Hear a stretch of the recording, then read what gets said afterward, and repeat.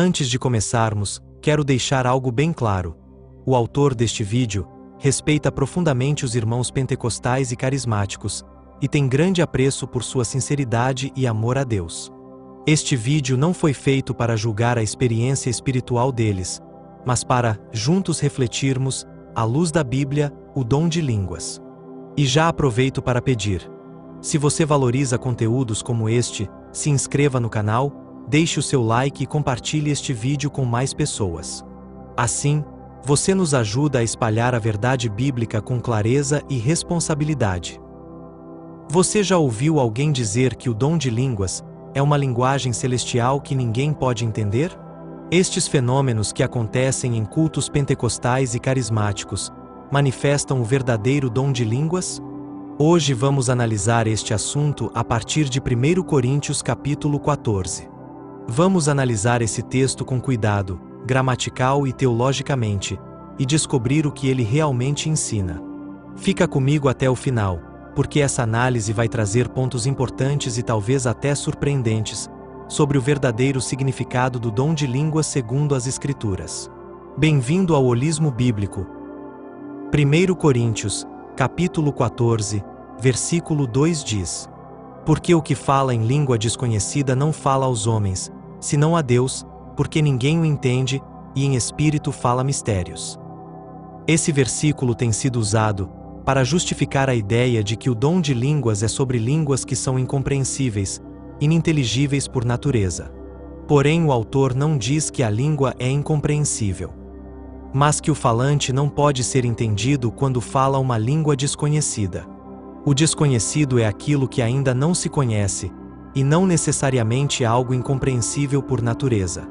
Se Paulo quisesse dizer que a língua não é entendida por possuir a característica de ser incompreensível, ele diria: ninguém a entende. Mas ele disse: ninguém o entende. Isso é relevante, porque o "o" se refere ao falante, e não à língua, que, em grego e português, é palavra de gênero feminino. A ideia de que o dom de línguas é composto por sons sem sentido não resiste ao próprio conceito de língua. Língua é um sistema estruturado de signos, palavras, sons, regras gramaticais, que permite a comunicação entre os membros de uma comunidade. A função da língua é produzir comunicação. E sons aleatórios podem parecer espirituais, mas não produzem comunicação. Este conceito de língua é o conceito usado por Paulo em sua carta aos Coríntios. Percebemos claramente isto quando lemos 1 Coríntios, capítulo 14, versículo 9, quando ele disse: Assim também vós, se com a língua não pronunciardes palavras bem inteligíveis, como se entenderá o que se diz? Porque estareis como que falando ao ar. Paulo está falando de língua, como palavras que são pronunciadas para expressarem aquilo que pode ser entendido. E palavras só são palavras se estiverem expressando significados. Um conjunto de sons que são emitidos pela boca, sem intenção de expressar algo compreensível, não são palavras. Não existem palavras fora de sua essência de expressar significados. Paulo falou sobre dom de línguas, se referindo a vozes no mundo e não de vozes celestiais que não existem no mundo. Em 1 Coríntios, capítulo 14, versículo 10, ele disse: Há, por exemplo, tanta espécie de vozes no mundo, e nenhuma delas é sem significação. Outro ponto que devemos levar em consideração é que não existem palavras fora de um sistema linguístico. E este sistema linguístico é chamado de idioma ou língua. Fora desse sistema, um conjunto de sons ou sinais não possui valor linguístico nem é reconhecido como palavra. Paulo necessariamente se referiu a idiomas, porque não existem palavras fora do conceito de idioma. Outro ponto é que, em nenhum momento, Paulo se referiu ao dom de línguas como algo dado para ser usado numa experiência particular, fechada a um indivíduo, mas para uso coletivo com a finalidade de edificar a igreja, o corpo de Cristo. Mas sem entendimento, não há edificação, e esse é o objetivo dos dons espirituais. Os dons precisam necessariamente trazerem algum tipo de proveito para a igreja. Veja o que Paulo disse sobre isto em 1 Coríntios, capítulo 14, versículo 6.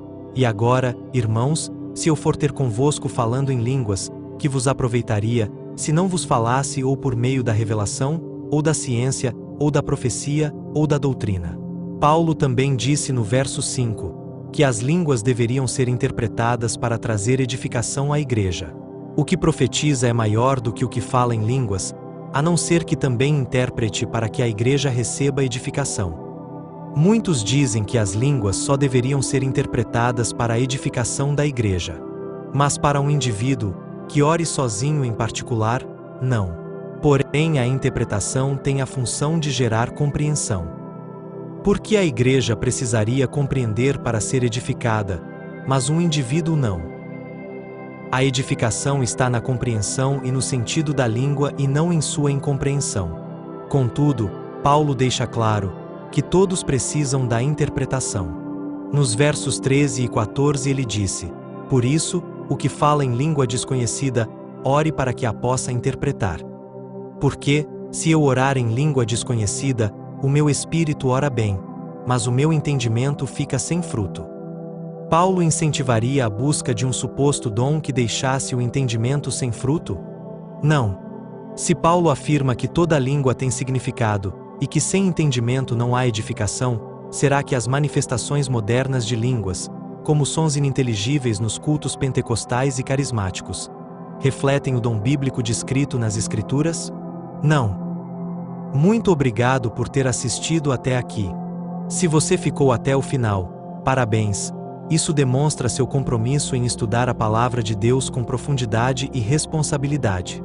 Se este conteúdo fez sentido para você, deixe o seu like, inscreva-se no canal e compartilhe este vídeo com seus amigos e irmãos de fé. Assim, você nos ajuda a alcançar mais pessoas com uma análise bíblica clara e fundamentada. E agora, quero saber de você. Você acredita que o dom de línguas, da forma como é praticado atualmente, corresponde ao que Paulo ensinou? Ou pensa diferente? Deixe sua opinião nos comentários.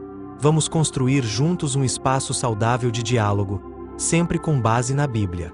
Esse é o Holismo Bíblico, onde a verdade não é negociada e a fé é racional. Até o próximo vídeo.